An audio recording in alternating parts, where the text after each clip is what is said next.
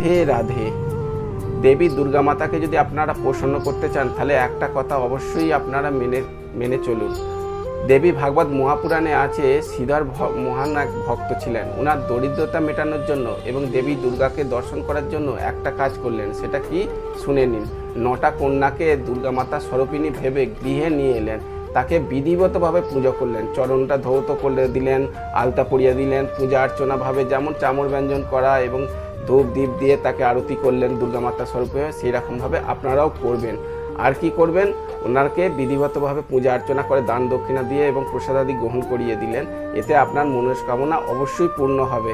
আর গোপীরাও দেখবেন, শ্রীমদ্ ভাগবত মহাপুরাণে গোপীরাও কিন্তু আমাদের কাত্যায়নী মাতাকে পূজন করে তার সম্পূর্ণভাবে মনের আশা পূর্ণ করে পেয়েছিলেন। তো আপনাদেরও যদি কৃপা পেতে চান তাহলে দেবী দুর্গা মাতাকে 9টা কন্যা রূপে আপনারা পূজন করুন, আপনার মনস্কামনা অবশ্যই পূর্ণ হবে। প্রেম সে বলো রাধা।